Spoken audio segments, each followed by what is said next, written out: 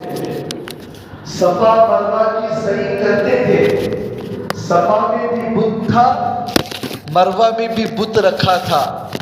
لوگ صفا مروا اللہ کا حکم سمجھ کر چکر نہیں کاٹتے تھے، بلکہ ان بتوں کو راضی کرنے کے لیے چکر کاٹا کرتے تھے.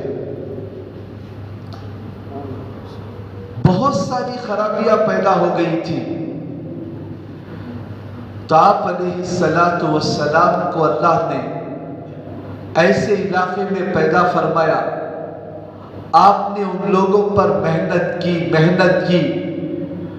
اور ایک ایسی جماعت تیار کی جسے میں اور آپ صحابہ کرام کہتے ہیں.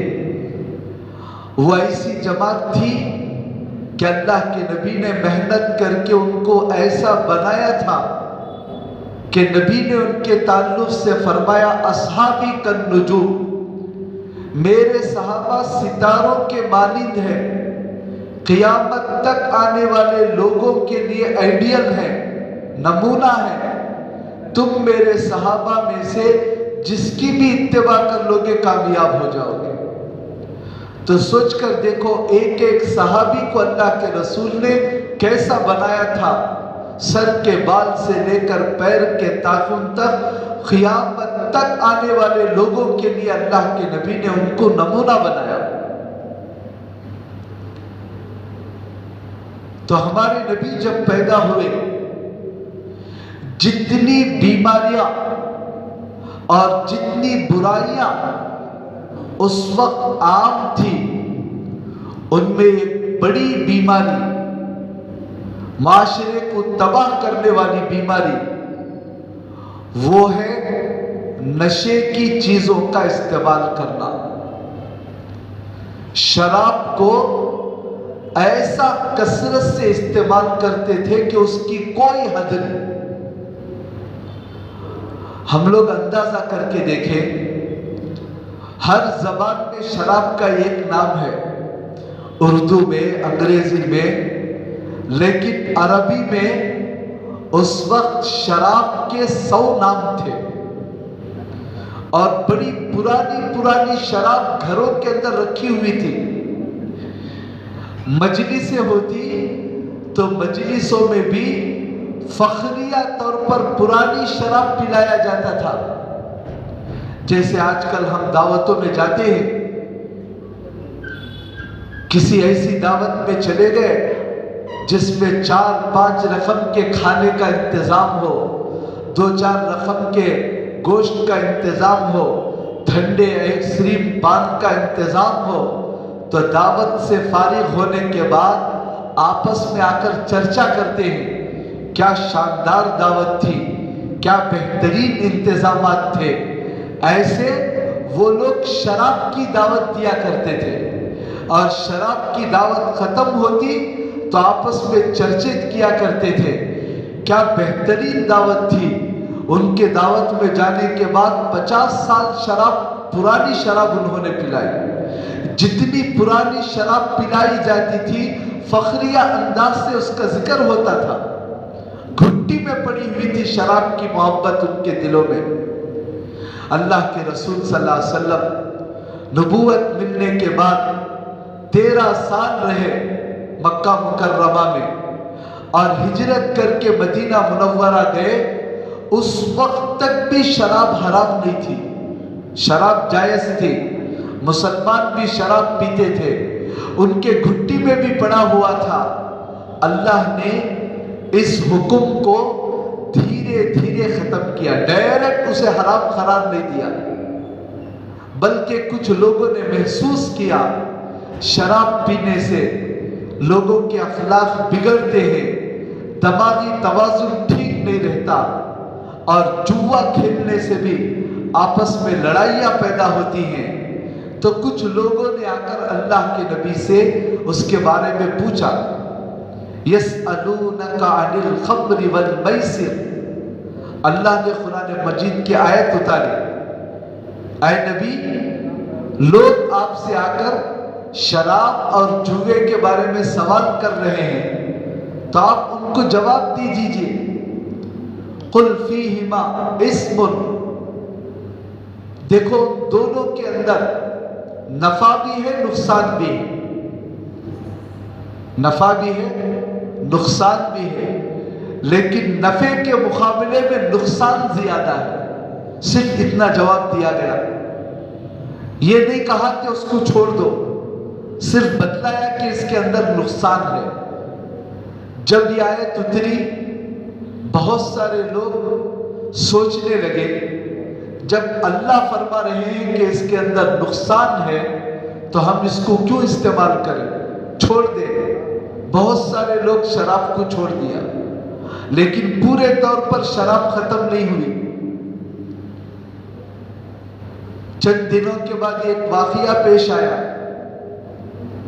صحابہ کی ایک مجلس میں دعوت تھی، شراب پینے کے بعد مغرب کی نماز کے لیے ایک صحابی کو آگے بڑھایا، شراب پی رکھی تھی، مغرب کی نماز میں کھڑے ہو گئے، قل یا ایھا الکافرون کا سورت پڑھنے لگے تو اس میں آگے پیچھے کر دیا۔ اس کے اندر تو ہے لا اعبد ما تعبدون، اے مکے کے مشرکو تم جتنے بتوں کی پوجا کرتے ہو ہم ان کی عبادت کرنے والے نہیں ہیں، لیکن نماز پڑھانے والے امام صاحب نے غلط پڑھا دی۔ تم جن کی عبادت کرتے ہو ہم ان کی عبادت کریں گے، اور جس خدا کو میں مانتا ہوں تم لوگ نہیں مانتے، تو انہوں نے الٹا پڑھ دیا، جس خدا کو تم نہیں مانتے میں اس کو مانتا ہوں، میں بھی اس کو نہیں مانتا، اس طرح پڑھ دیا، بالکل الٹا سیدھا پڑھ دیا۔ جب اللہ کے نبی کے پاس گئے، انہوں نے اس طرح نماز پڑھا دی، کیا حکم ہے؟ اللہ نے دوسرا حکم اتارا قرآن مجید میں، یا ایھا الذین آمنوا لا تقربوا الصلاۃ وانتم سکارا، اے ایمان والو جب تم نشے کی حالت میں ہو تو نماز کے قریب مت جاؤ۔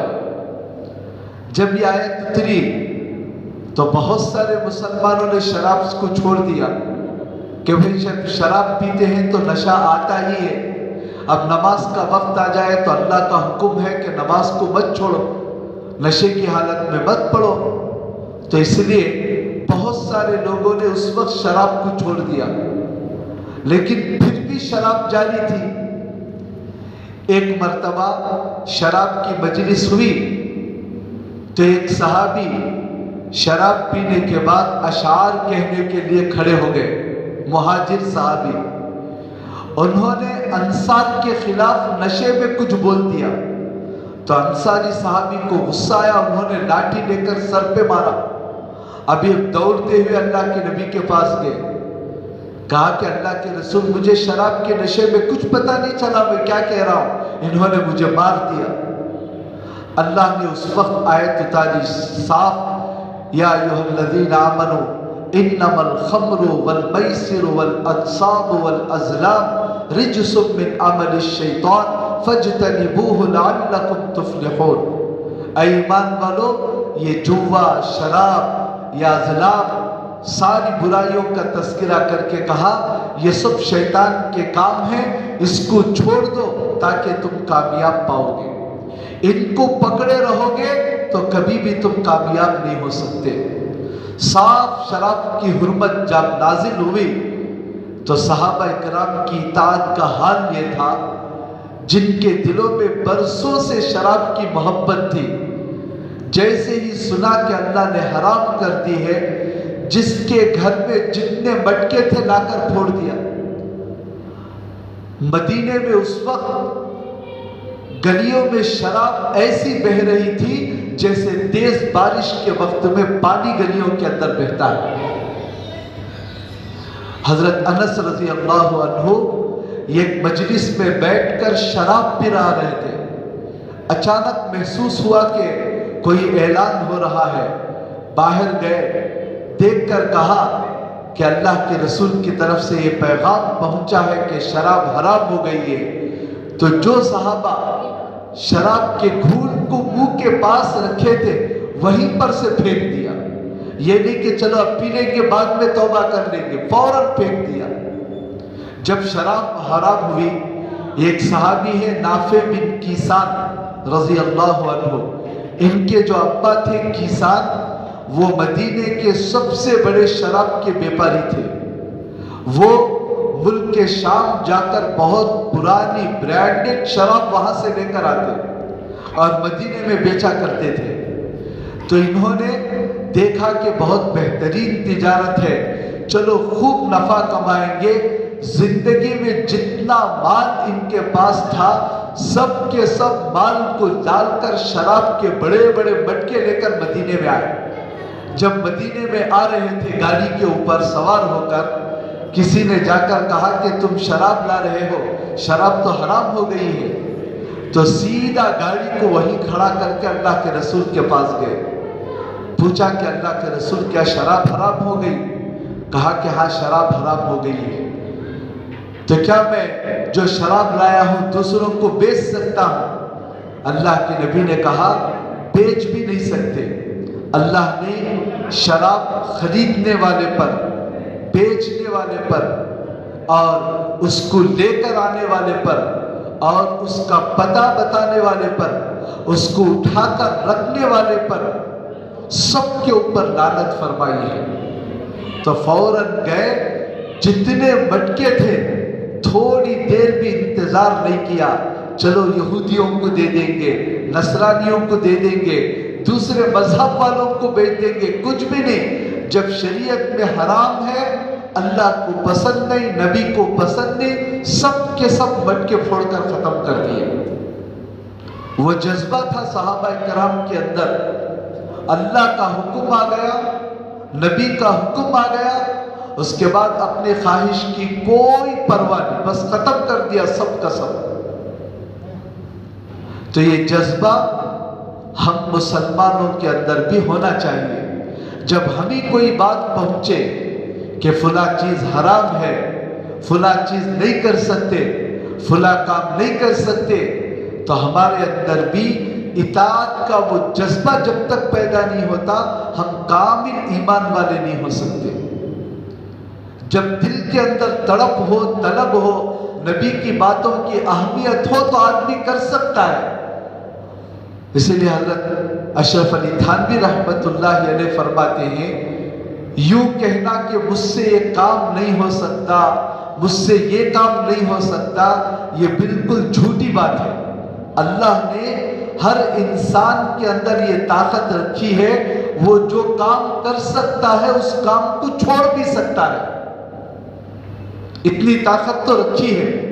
بس ضرورت ہے اپنے ہمت کو استعمال کرنے کی، اپنی کوشش کو استعمال کرنے کی، اپنے دل کو سمجھانے کی، ٹھاننے کی، ذرا ہمت کر لے، اللہ پاک کا راستہ آسان کر دیتے ہیں۔ ایک واقعہ میں کئی مرتبہ آپ کو بتا چکا ہوں۔ ہمارے ہندوستان کے شاعروں میں ایک شاعر گزرے ہیں، جگر مراد آبادی، ہندوستان کے بڑے شاعر۔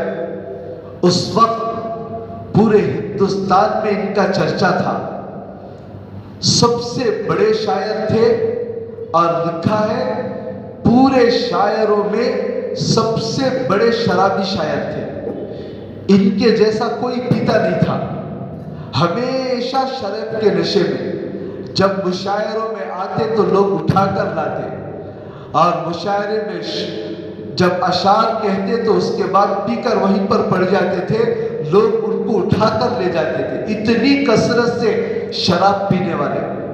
لیکن اللہ نے بہت ساری اچھی عادتیں بھی رکھی تھی، اتنے باحیا انسان تھے۔ ان کے بارے میں لکھا ہے جب مشاعروں کی مجلسیں ہوتی، مرد عورتیں سب بیٹھا کرتے تھے، تو کبھی کسی عورت کی طرف آنکھ اٹھا کر دیکھتے نہیں تھے، اور مہمان نواز ایسے تھے، کوئی گھر پہ آ جاتا تو خوب خرچ کرتے، مہمان نوازی کرتے، اور جب شراب کا نشہ ذرا اتر جاتا تو کئی گھنٹے تک اللہ کے سامنے روتے بھی تھے کہ اللہ اس لت سے مجھے بچا لے، حفاظت فرمائے۔ اسی لیے اکابر فرماتے ہیں کہ آدمی کوئی گناہ کرتے ہوئے یا گناہ کرنے کے بعد دل میں احساس ہو کہ میں یہ غلط کام کر رہا ہوں تو اللہ کبھی نہ کبھی توبے کی توفیق دے دیں گے، کبھی نہ کبھی اللہ اس گناہ سے چھڑا دیں گے۔ دل میں احساس ہی نہیں ہے تو اللہ توبے کی توفیق بھی نہیں دیتے۔ تو یہ شراب کے نشے میں تھے، جب نشہ اترتا تو توبہ کرتے، لیکن عادت سے مجبور تھے تو پھر شراب پیتے تھے۔ ایک مرتبہ ان کے ایک دوست خواجہ عزیز الحسن مجذوب رحمت اللہ علیہ، یہ بھی بڑے شاعر تھے، دونوں ایک ہی گاؤں کے تھے، مراد آباد کے، ان کے بڑے جگری دوست تھے۔ اتفاق سے ایک مرتبہ مشاعرہ ہوا تو اس مشاعرے میں دونوں ایک اسٹیج پر تھے۔ خواجہ عزیز الحسن صاحب کوئی حافظ عالم نہیں بلکہ انگریزی دان ڈپٹی کلیکٹر تھے، لیکن سر پر امامہ، سنت لباس، اور ان کے اشعار کے اندر بھی ایسا درد تھا جس کو دیکھ کر جگر مراد آبادی نے پوچھا کہ بھائی تمہاری یہ حالت کس نے تبدیل کی؟ انہوں نے کہا کہ میں حضرت تھانوی کے پاس جاتا ہوں، ان سے بیعت ہوں، ان سے میرا اصلاحی تعلق ہے۔ کہا کہ میں بھی یہ شراب کی لت سے بچنا چاہتا ہوں۔ کہا کہ تم بھی ان کے پاس چلو، توبہ کرو، ہو سکتا ہے کہ ان کی کوئی بات دل پر لگ جائے، تمہاری زندگی بھی بدل دے۔ تو انہوں نے کہا کہ میں بھی 3 دن کے لیے تمہارے حضرت کے پاس آنا چاہتا ہوں، ایک کنڈیشن کے ساتھ۔ میرا کنڈیشن یہ ہے، شراب کے بغیر میں نہیں رہ سکتا، وہاں بھی آ کر شراب پیوں گا، اگر اجازت دے تو میں آ جاؤں گا۔ خواجہ عزیز الحسن صاحب رحمت اللہ علیہ نے خط لکھ کر اجازت دے دی کہ حضرت جگر مراد آبادی آپ سے ملنا چاہتے ہیں، لیکن ان کی یہ شرط ہے کہ وہ شراب کو نہیں چھوڑ سکتے، اس کے بغیر ان کو رہنے نہیں ہوتا۔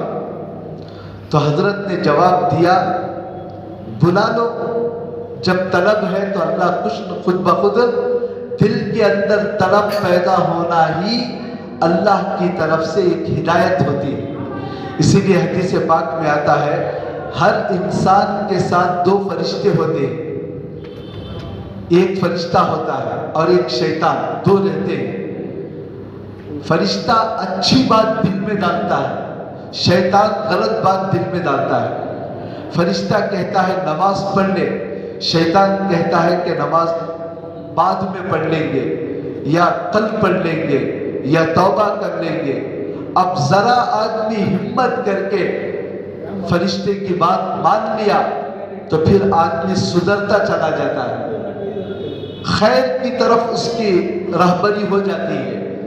اگر بات نہیں مانا، بار بار شیطان کی بات ہی سنتا رہتا ہے تو پھر خیر کی بات دل میں اثر بھی نہیں پڑتی۔ خیر کی بات کتنا بھی بڑا گنہگار انسان ہو، ہمارے دلوں میں آتا ہی رہتا ہے کبھی نہ کبھی اچھے خیالات۔ تو جب اچھے خیالات آئیں تو سمجھ لیں کہ اللہ رب العالمین کی طرف سے یہ اعلان ہو رہا ہے، اس کی قدر کر لینا چاہیے۔ تو جگر مراد آبادی نے جب یہ درخواست پیش کی تو حضرت تھانوی نے کہا کہ ٹھیک ہے، اچھا ارادہ ہے، بدلنے والی ذات تو اللہ کی ہے، اجازت دے دو، البتہ ان کو خانقاہ میں نہیں ٹھہراؤں گا، میں اپنے کمرے کے اندر ٹھہراؤں گا، اپنے گھر کے اندر۔ تو تھانہ بھون میں جو لوگ گئے ہیں وہ جا کر دیکھیں، آج بھی حضرت تھانوی رحمت اللہ علیہ کا مکان موجود ہے، تو لوگ اس مکان کو دیکھنے کے لیے جاتے ہیں۔ اس مکان کے اندر ایک تہخانہ ہے، تہخانہ، جہاں بیٹھ کر ہمارے اکابر مشورہ کرتے تھے ملک کی آزادی کا، دارالعلوم دیوبند کیسے شروع کرے اس کا مشورہ، آنے والے مستقبل میں مسلمانوں کے اندر ایمان کیسے باقی رہے اس کا مشورہ وہاں پر ہوتا تھا۔ تو انہی گھر میں ایک کمرہ ہے، آپ جا کر دیکھیں گے اوپر تو پتہ چلے گا، آج بھی بتاتے ہیں، ابھی قریب تک بھی جگر مراد آبادی جس کمرے میں ٹھہرے تھے ان کے شراب کی بوتلیں ویسے ہی رکھی ہوئی تھی۔ وہاں لوگ جا کر دیکھتے، اسی کمرے میں آ کر صرف 3 دن ٹھہرے ہو، وہاں رہ کر بھی شراب پیتے۔ جب شراب کا ذرا نشہ اترا تو حضرت تھانوی رحمت اللہ علیہ کے مجلس میں آئے، ایک ہی مجلس میں بیٹھے تھے، دل پہ اثر پڑا، دوسری مجلس میں بیٹھے، 3 دن رہے۔ 3 دن کے بعد جب واپس ہو رہے تھے تو حضرت سے درخواست کی کہ میرے لیے دعا فرمائے، 4 دعائیں کر دے۔ پوچھا کہ کیا کروں؟ کہا کہ حضرت میرے لیے پہلی دعائیں کرو کہ اللہ میری توبہ قبول فرمائے، اور دوسری دعائیں کرو کہ میں شراب سے بچ جاؤں، تیسری دعائیں کرو میں اپنے چہرے کو نبی کے چہرے جیسا بنا لوں، اور چوتھی دعائیں کرو کہ میں حج کر کے آؤں۔ حضرت تھانوی بھی ایک ایسا آدمی جو ہمیشہ شراب کے نشے میں پڑا ہوا، جب اتنے درد سے درخواست کر رہا ہے تو جتنا مجمع تھا سب سے کہا کہ بھائی خواجہ صاحب کے لیے دعا کرو۔ سب ہاتھ اٹھا کر جو تڑپ کر دعا کیے تھے، قبولیت کا کیا وقت تھا پتہ نہیں، جگر مراد آباد کی زندگی بدل گئی۔ اب گھر آئے تو فیصلہ کر لیا کہ اب میں شراب نہیں پیوں گا، اب میں کبھی اپنے چہرے پر وسترا نہیں چلاؤں گا۔ اب جیسے ہی شراب کا اتنا آدمی شراب چھوڑا تو طبیعت بگڑ گئی، چہرہ سکڑ گیا، اندر کی رگیں سب دبک گئی اچانک، اور اتنے بیمار ہو گئے مرنے کے قریب ہو گئے۔ ڈاکٹروں نے آیا، ڈاکٹروں نے کہا اس کا علاج یہ ہے آپ تھوڑی سی شراب پینا شروع کریں، روزانہ تھوڑی تھوڑی، پھر آپ کی طبیعت سنبھل جائے گی، سدھر جائے گی۔ آپ کو شراب چھوڑنا ہی ہے، تھوڑا تھوڑا کر کے شراب چھوڑو۔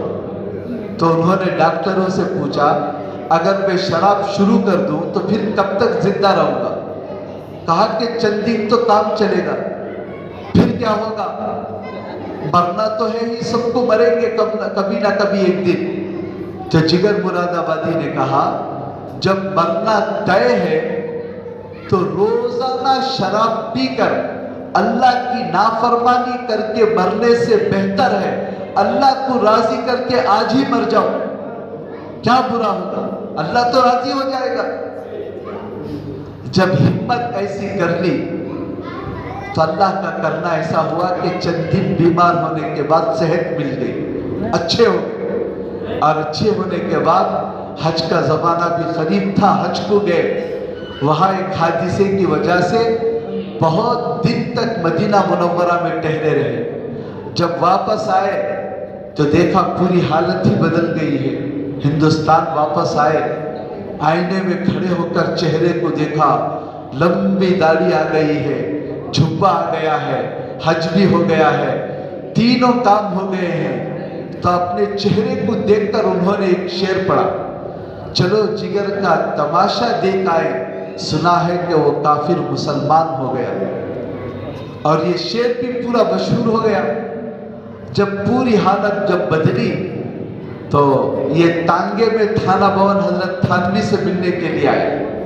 جب تانگے میں گھوڑا گاڑی میں بیٹھ کر جا رہے تھے، وہ گھوڑا چلانے والا وہ ان کو پتا نہیں تھا کہ پیچھے کوئی جگر مراد آبادی بیٹھے ہوئے ہیں، وہ سمجھا کوئی مولوی صاحب بیٹھے ہوئے ہیں، تو وہ جگر مراد آبادی کا اشعار پڑھنے لگا، وہی شعر ایک انداز کے ساتھ، ترنم کے ساتھ، چلو جگر کا تماشا دیکھ آئے، سنا ہے کہ وہ کافر مسلمان ہو گیا ہے۔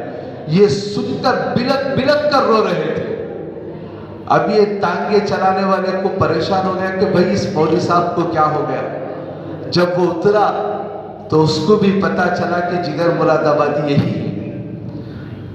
تو اس واقعے سے پتا چلتا ہے کہ کتنا بڑا شرابی آدمی تھا، کیسے غلط کاموں میں لگا تھا، لیکن جب ہمت کر لیا کہ مجھے پینا نہیں ہے، مجھے چھوڑنا ہے، مجھے اپنی زندگی تبدیل کرنا ہے، تو اللہ کی کیسے مدد شامل حال ہوئی۔ تو یہی بتایا جا رہا ہے اپنے آپ کو بدلنے کے لیے خود ہمت کرنا پڑے گا، کوشش کرنا پڑے گا. ذرا کوشش ہوگی اللہ پاک تبدیل کر دیں گے. شیخ الحدیث حضرت مولانا زکریا صاحب رحمت اللہ علیہ نے اپنی کتاب میں ایک واقعہ لکھا ہے. ایک آدمی تھا کسی گاؤں میں، بڑا مالدار، اللہ نے بہت دولت دے رکھی تھی، اور وہ بھی شراب کا عادی، بہت شراب پینے والا. صرف پیتا نہیں تھا، اپنے دوستوں کو بلا بلا کر بھیجتا تھا غلام کے ذریعے، ان کو بلاؤ، ان کو بلاؤ، بلا کر سب کے ساتھ شراب کی مجلس لگاتا تھا. تو ایک مرتبہ ایسے ہی شراب کی مجلس اس نے لگائی. لگانے کے بعد اپنے غلام کو کچھ پیسے دیے، 4 درہم دیے، دے کر کہا کہ جاؤ شراب کی مجلس لگانا ہے، اس سے پہلے میرے دوستوں کے لیے کچھ فروٹ خرید کر لاؤ. اب وہ غلام گیا، جا رہا تھا تو راستے میں اس کا گزر ایک مجلس سے ہوا جہاں پر حضرت منصور رحمت اللہ علیہ بیٹھے لوگوں میں کچھ نصیحت کر رہے تھے. اور ایک پریشان حال غریب آدمی تھا، اس کے لیے کچھ پیسوں کی ضرورت تھی، پیسوں کی. تو مجمع میں اعلان کر رہے تھے، بھائی اس آدمی کو 4 درہم کی ضرورت ہے، کوئی دے دے اللہ کے لیے، میں اس کے لیے تڑپ کر اللہ سے 4 دعائیں مانگوں گا. اب لوگ اللہ والوں کے قدردان بھی ہوتے ہیں، کوئی اللہ والا ہمیں دعا دے دے، بہت نصیب کی بات ہے. تو یہ غلام کھڑا ہو گیا جو فروٹ خریدنے کے لیے جا رہا تھا. اس نے کہا کہ حضرت یہ 4 درہم ہے، اس کو دے دیے، آپ میرے لیے 4 دعائیں کر دو. پوچھا کہ کیا دعائیں کروں؟ 4 دعائیں. کہا کہ میں یہ غلام ہوں، سب سے پہلے میرے لیے دعا کرو کہ میں آزاد ہو جاؤں، میرا آقا مجھے آزاد کر دے. انہوں نے کہا کہ ٹھیک ہے میں دعا کر دوں. دوسری دعا کیا ہے؟ کہا کہ میں نے 4 درہم دیے ہیں، اللہ سے دعا کرو کہ اس کا بدل مجھے خاص نقد میں مل جائے. ٹھیک ہے، میں نے وہ دعا بھی کر دی. اور تیسری دعا کیا کروں؟ کہا کہ میرا آقا ہے، بڑا اچھا آدمی ہے لیکن شراب کا عادی ہے، آپ دعا کر دیں کہ اللہ جو ہے میرے آقا کو شراب چھڑا دے. کہا کہ ٹھیک ہے میں دعا کروں. چوتھی دعا کیا ہے؟ کہا کہ آپ دعا کرو اللہ سے، اللہ میری، میرے آقا کی، آپ کی اور جتنے لوگ بیٹھے ہوئے ہیں سب کی مغفرت فرما دے. کہا کہ ٹھیک ہے میں 4 دعائیں کروں گا. اور ہاتھ اٹھا کر دعا کرتے ہوئے بیٹھ گئے. اب یہ غلام خوشی خوشی وہاں سے واپس آیا. اب وہاں آقا انتظار میں ہے کہ غلام فروٹ لائے گا، فروٹ کھانے کے بعد شراب پیئیں گے. جب آیا، آتے ہی شاید حضرت منصور رحمت اللہ علیہ کی دعاؤں کا اثر تھا. آنے کے بعد آقا ناراض ہونے کے بجائے محبت سے غلام سے پوچھنے لگا کہ کہاں گیا تھا، کیوں اتنی تاخیر ہو گئی، فروٹ لایا یا نہیں؟ کہا کہ کچھ بھی فروٹ نہیں لایا، فلاں مجلس میں ایک پریشان کے لیے چندہ ہو رہا تھا تو میں دے دیا، 4 دعائیں لے کر آیا. 4 دعائیں 4 درہم کے بدلے میں کیا دعائیں لے کر آیا؟ کہا کہ میں نے پہلی دعا کی درخواست تھی کہ آپ مجھے آزاد کر دیں. تو آقا نے کہا ٹھیک ہے جا، میں آج سے تجھے آزاد کر دیا. دوسری دعا کیا تھی؟ کہا کہ دوسری دعا یہ تھی 4 درہم کا بدلہ مجھے مل جائے. تو آقا نے دوسرے غلام کو حکم دیا اس کو 40,000 درہم لا کر دو. 40,000 درہم لا کر فوراً پیش کیے. کہا کہ تیسری دعا کیا کروائی تھی؟ کہا کہ میں نے یہ دعا کی تھی کہ اللہ میرے آقا کی زندگی کو تبدیل کر دے، وہ توبہ کر لے، شراب کو اور گناہوں کو چھوڑ دے.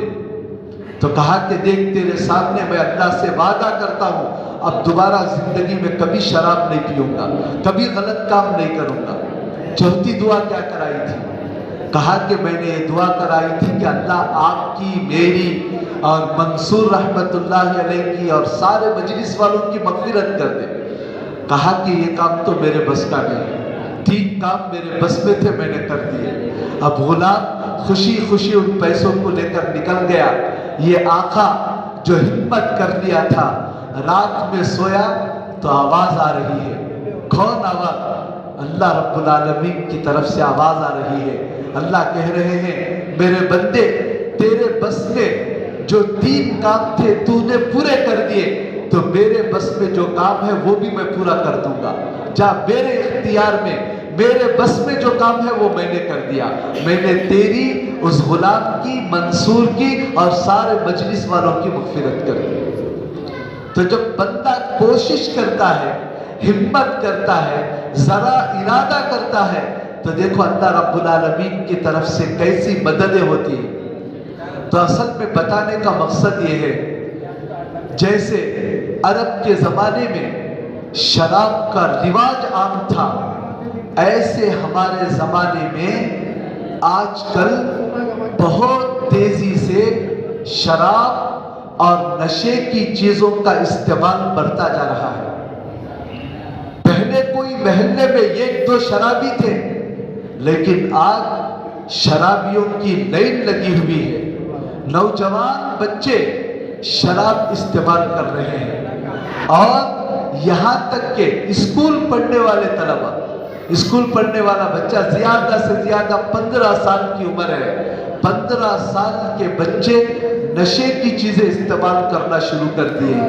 ہم لوگوں کو معلوم ہونا چاہیے، اللہ کے نبی نے صاف فرمایا کل مسکر حرام، ہر نشے کی چیز کو اللہ نے حرام کر دیا ہے۔ نشہ کوئی معمولی چیز نہیں ہے۔ نشے کا استعمال کرنے سے دنیا بھی برباد، آخرت بھی برباد۔ اب ان لوگوں کو جا کر پوچھ کر دیکھو، جو نشے کی چیزیں کھاتے ہیں، سونگھتے ہیں، پیتے ہیں اور اس کو استعمال کرتے ہیں، روزانہ ہزاروں روپیہ ان کا مال برباد ہو رہا ہے۔ نفع کچھ بھی نہیں، تھوڑی دیر کی لذت کے لیے، تھوڑی دیر کے دل کے سکون کے لیے ہزاروں روپے روزانہ برباد کر رہے ہیں۔ کاش اس مال کے ذریعے اپنی صحت جن چیزوں میں بنتی ہے ان کو استعمال کرتے، اپنے بچوں کو اعلیٰ تعلیم دیتے، ان مال کو بچا کر اللہ کے گھر کو جاتے، غریبوں کی مدد کرتے، کتنا کام آ جاتا۔ سگریٹ پینے والے، بیڑی پینے والوں سے پوچھو، کہتے ہیں کہ روزانہ صرف 100 روپے کی بیڑی پیتا ہوں بس، 100 روپے کی سگریٹ پیتا ہوں بس۔ 100 روپے کا مطلب حساب ڈال کے دیکھو، سال میں آپ کے کتنے ہزار روپے کس چیز میں برباد ہو رہے ہیں، کتنے ہزار روپے گٹکا کھانے والوں کے برباد ہو رہے ہیں، کتنے ہزاروں روپے شراب پینے والوں کے کیسی جگہوں پر خرچ ہو رہے ہیں۔ مال نقصان ہو رہا ہے، وہ چیزیں پیٹ میں جا کر جگر کو خراب کر رہی ہیں، دل کو خراب کر رہی ہیں، پھیپھڑوں کو خراب کر رہے ہیں، کلیجے کو خراب کر رہے ہیں، طبیعت بگڑ رہی ہے، قسم قسم کی بیماریاں پیدا ہو رہی ہیں۔ نوجوان بچے غلط چیزیں کھا کھا کر نوجوان ہو کر بھی بوڑھے سے بھی کمزور ہو چکے ہیں، بوڑھے سے بھی زیادہ بدتر ان کی جوانی ہو گئی ہے، غلط چیزوں کو استعمال کرتے کرتے۔ یہ دنیا کی بربادی ہے، مال برباد، صحت برباد، اخلاق برباد اور خاندان کی عزت برباد۔ دیکھ لو شراب پینے والوں کے گھروں میں کوئی اپنی بچی کو نہیں دیتا۔ ایک بہترین رشتہ اسی محلے میں، چاند جیسا بچہ، خوبصورت بچہ، نیک انسان، کئی سال تک رشتوں کے لیے تڑپ گئے، کوئی نہیں دیے۔ کیوں؟ کہا کہ باپ کبھی 1-2 مرتبہ شراب پیا تھا، باپ کی وجہ سے بیٹوں کی زندگی برباد۔ گھروں کو کوئی ان کی بچیاں نہیں دیتے، ان گھر کی بچیوں کو اپنے گھروں میں لینا پسند نہیں کرتے۔ محلے کے اندر بھی ایسے لوگوں کو ذلیل نگاہوں سے دیکھتے ہیں۔ یہ تو دنیا کا نقصان ہے، لیکن آخرت کا نقصان کیا ہے؟ اللہ کے رسول نے فرمایا نشے کی چیز جب استعمال کرتا ہے 40 دن تک اللہ اس کی عبادت کو قبول نہیں کرتا، 40 دن تک اللہ اس کی دعاؤں کو قبول نہیں کرتا۔ یہاں تک کہ اللہ کے نبی نے فرمایا کسی آدمی کا انتقال ہوا، اس کے پیٹ میں نشے کی چیز ہے، اسی حالت میں مرا ہے تو اللہ جنت اس کے اوپر حرام کر دیتے ہیں۔ جو لوگ شراب پیتے ہیں، دنیا میں نشے کی چیزوں کو استعمال کرتے ہیں، اللہ کے نبی نے فرمایا ایسے لوگوں کو اللہ جہنم میں نہر الغوطہ سے پلائیں گے۔ نہر الغوطہ، صحابہ نے پوچھا اللہ کے رسول یہ نہر الغوطہ کیا ہے؟ کہا جہنم میں ایک جگہ ہے جہاں پر بدکار عورتوں کو اللہ جمع کریں گے، زانی بدکار عورتوں کو کھڑا کریں گے اور ان کی شرمگاہوں سے ایک گندا پانی نکلے گا، اس کے اندر اتنی بدبو ہوگی۔ حدیث پاک میں لکھا ہے جہنمی لوگ ان کو جو عذاب ملا ہے اس سے بھی زیادہ اس بدبو سے تکلیف ہو رہی ہوگی جہنمی لوگوں کو، اس پانی سے جو زانی بدکار عورتوں کی شرمگاہوں سے نکلتا ہے۔ جو لوگ دنیا میں نشے کی چیزیں استعمال کرتے ہیں، جہنم میں لے جا کر اس پانی کو بھر کر ان کو پلایا جائے گا۔ کیا حالت ہوگی وہ پانی پینے کے بعد؟ دنیا برباد، آخرت برباد، کیا ملے گا ان چیزوں سے؟ اور آج ہمارا معاشرہ گھن کے کیڑے کی طرح نشے کی چیزوں کا عادی بنتا چلا جا رہا ہے۔ جیسے کسی بڑی لکڑی کو اندر سے دمک کھا لے تو وہ لکڑی پھوکل ہو جاتی ہے، ایسے ہی ہمارا معاشرہ اندر سے پھوکل ہوتا جا رہا ہے نشے کی چیز، جسے دیکھو منہ میں چبا رہا ہے۔ صبح ہوتی ہے نہ نماز، نہ قرآن، نہ اللہ، نہ رسول، کچھ بھی نہیں، سب سے پہلے نشے کی چیز ڈال دو۔ صبح سے لے کر شام تک نشے کی چیزیں، مسجد میں آ رہے نشے کی چیزیں ڈال کر آ کر کلی کر کے آ رہے، مسجد سے نکلے پھر نشے کی چیزیں۔ کیا دیندار کیا بے دین، سب کو نشے کی عادت پڑ گئی۔ دیندار لوگ، نمازی، تہجد گزار سب کر رہے ہیں لیکن نشے کی چیزوں کو نہیں چھوڑ رہے، پان کے اندر ملا کر کھا رہے، اتنے نمبر کا پان، اتنے نمبر کا پان، کیا ہے ان نمبروں میں؟ نشے کی چیزیں ڈال کر دے رہے اور نشہ استعمال کرتے کرتے ایسی عادت لگ گئی ہے تھوڑی دیر کے لیے بھی ان لوگوں کو سکون نہیں ملتا۔ کیا ملا بھی آپ کی ان چیزوں سے؟ آپ کی صحت گئی، آپ کی بربادی گئی، آپ کی جوانی گئی، آپ کی دنیا آخرت تباہ ہو رہی ہے۔ اور دیکھتے دیکھتے نشے کی ایسی نئے نئی چیزیں کہ نوجوان بچے 10-15 سال کے بچے نشے کی چیزوں کو استعمال کر رہے ہیں۔ اب یہی حالت رہی تو آگے چلنے کے بعد دوسرا اسٹیپ یہی شراب پینے کا ہے۔ نشے کا آخری اسٹیپ شراب پینے کا۔ کوئی آدمی کہہ دے کہ نہیں بس میں اسی کو کھاتا ہوں، اس سے آگے نہیں بڑھوں گا، یہ جھوٹ ہے۔ وہ نشہ بڑھتے بڑھتے بڑھتے آدمی کو شراب تک لے کر جائے گا، آدمی کو اعمال سے دور کرے گا۔ دیکھ لو کھانے والوں کے منہ کیسے رہتے ہیں، ان کے دانت کیسے رہتے ہیں، ان کا چہرہ کیسا ہوتا ہے، کتنی نحوست ٹپکتی رہتی ہے، اتنا سب کچھ جان کر بھی اس کو چھوڑنے کے لیے تیار نہیں۔ یا تو فیشن بنا لیے یا تو ایک عادت بنا لیے اور اس کو گناہ ہی نہیں سمجھ رہے، گناہ نہیں، شان سمجھ کر کھا رہے، شان سمجھ کر بچے کو پیسے دے کر بھیج رہے ہیں، جاؤ اتنے نمبر کا پان لے کر آؤ، اتنے نمبر کا، تاکہ بچے کو بھی پتا چلے بڑا ہونے کے بعد میرا باپ جیسا بگڑا ہے مجھے بھی ویسا ہی بگڑنا ہے۔ بچپن ہی سے بچے بھی تباہ ہو رہے، باپ بھی تباہ ہو رہا ہے۔ اور ہندوستان کی رپورٹ سروے ہے سب سے زیادہ مردوں سے زیادہ عورتیں نشہ کرنے والی ہیں۔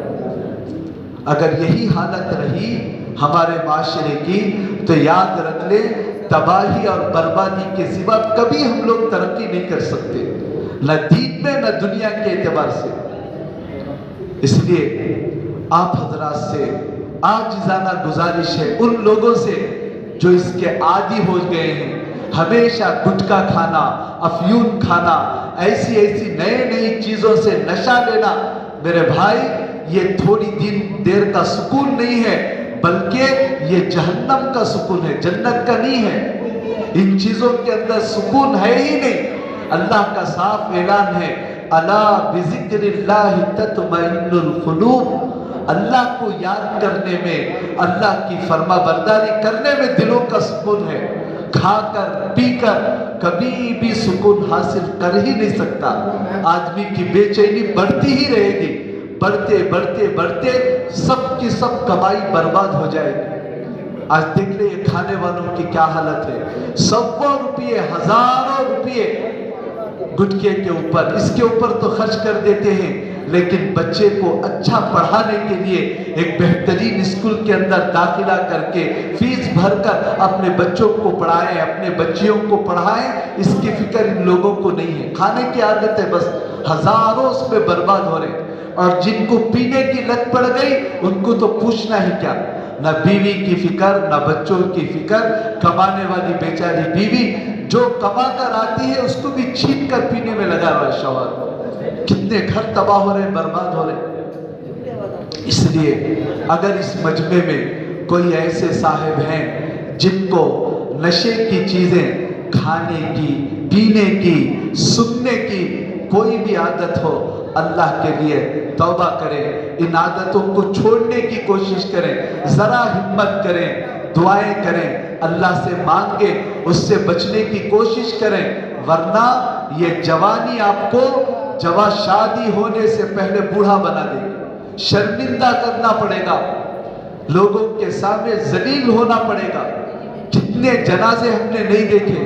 ایسا جنازہ بھی مسجد کو آیا تھا جس کی چہرے کی زیارت بھی نہیں کرائی گئی. پوچھا کہ کیوں؟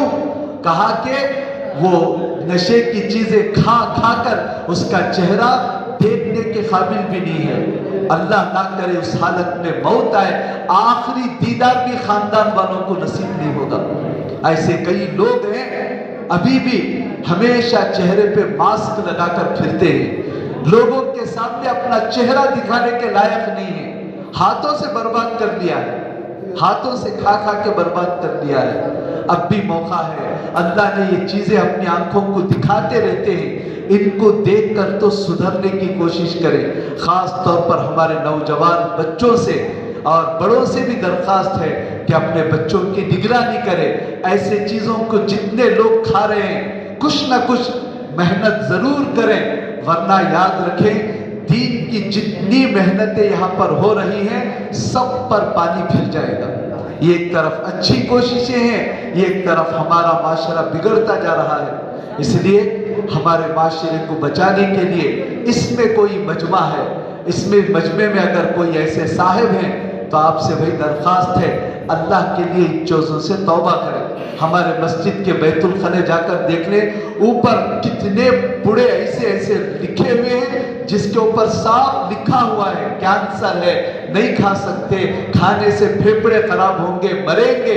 سب کچھ جان کر بھی روزانہ ڈبیاں پڑے ہوئے ہیں. کتنے پڑے؟ اب ہماری مسجد میں کوئی غیر آتا ہے کیا؟ بیت الخلا مسلمان آتا ہے، جا کر کھا کھا کر مسجد کو بھی خراب، مسجد کے بیت الخلا خراب، اپنی زندگی خراب. جب بیت الخلا میں اس کا تھوک پڑتا ہے تو آدمی برداشت نہیں کر سکتا، تو اس کو آپ اپنے پیٹ میں لے رہے ہیں تو کیا اثر پڑے گا اس کا؟ دنیا کا کتنا نقصان، آخرت کا کتنا نقصان. اللہ نہ کرے اسی حالت میں ہماری موت آ گئے تو کیا منہ لے کر قبر میں جائیں گے. اس لیے ان نشے کی چیزوں سے خود بھی بچیں، دوسروں کو بھی بچائیں. خاص طور پر ہمارے نوجوانوں کو بچانے کی کوشش کریں.